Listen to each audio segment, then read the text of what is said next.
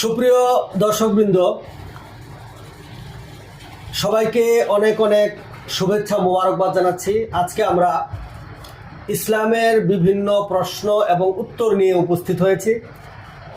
আমি মুফতি কারি শফিকুল ইসলাম। বিভিন্ন প্রশ্ন করবেন মাদ্রাসা নূরে মদিনা কাশর ময়মনসিংহ এর স্বনামধন্য মুহতামিম সাহেব মাওলানা ইমরান হুসাইন সাহেব। আমি হুজুরকে প্রশ্ন করার জন্য অনুরোধ করছি।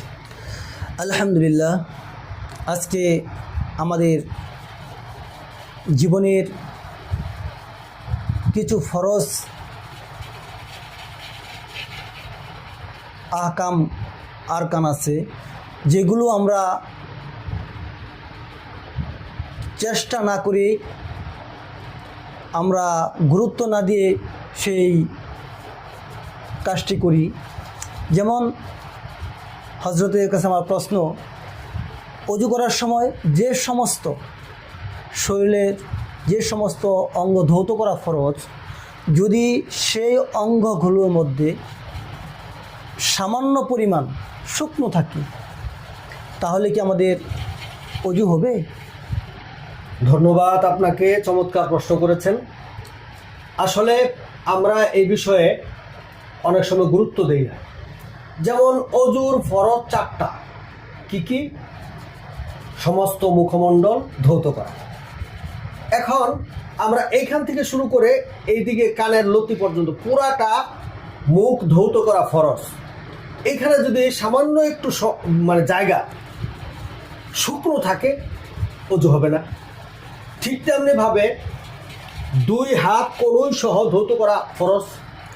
সেই ক্ষেত্রে 2 হাতের কোনো অংশ খালি থাকলো, শুকনা থাকলো, ধৌত হলো না। বিশেষ করে এটা শীত সিজনে এরকম হয়ে থাকে। অনেক সময় পানি ঢুকে না ভালো করে, 1-2 বার দেয়, হয়তো বা কোনোর এই সাইডে এইদিকে পানি লাগলো না, অসচেতনতার কারণে, অসাবধানতার কারণে, সেই ক্ষেত্রে অজু হবে না। ধন্যবাদ আপনাকে। আলহামদুলিল্লাহ, আমাদের প্রশ্নের উত্তর দিয়েছেন খুব সুন্দর। দ্বিতীয় প্রশ্ন হচ্ছে,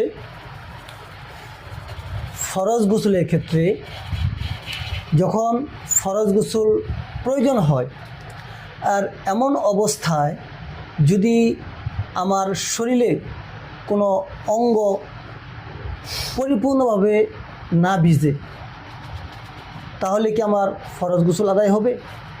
ধন্যবাদ আপনাকে, মাওলানা ইমরান হুসাইন সাহেব হাফিজাহুল্লাহ, আপনাকে ধন্যবাদ। এটা অত্যন্ত চমৎকার প্রশ্ন। আমাদের চলতে ফিরতে আমরা এই ভুলটা সচরাচর লক্ষ্য করি, কিন্তু আমরা ভ্রুক্ষেপ করি না, গুরুত্ব দিই না। যেমন অজুর ফরজ 4টা, গোসলের ফরজও কিন্তু 3টা। গোসলের ফরজ কি? গড়গড়ার সাথে কুলি করা, নাকে ভালো করে পানি দিয়ে নাক পরিষ্কার করা। 3য় নম্বর যে ফরজটা, সেটা হলো সারা শরীর পানি দিয়ে সুন্দরভাবে ধৌত করা। সেই ক্ষেত্রে যদি সামান্য একটু জায়গা শুকনা থাকলো, ধৌত করা হলো না, তাহলে কিন্তু গোসল হবে না। আর এটা হলো ফরজ গোসল। আর ওই ফরজ গোসলে সারা দেহ, সারা শরীর ভিজানো, পরিষ্কার করে ধৌত করা, এটা ফরজ। শুকনা থাকলে গোসল হবে না, তার মানে ফরজ আদায় হবে না। বিশেষ করে আপনারা লক্ষ্য করবেন, অনেকে স্বাস্থ্য বেশি থাকে, শরীরে স্বাস্থ্য বেশি থাকলে নাভিটা একটু ভিতরে থাকে, তখন আপনার আমার কর্তব্য হবে নাভির ভিতরে পানি পৌঁছানো। যদি না পৌঁছে, গোসল হবে না, ফরজ আদায় হবে না। ধন্যবাদ আপনাকে।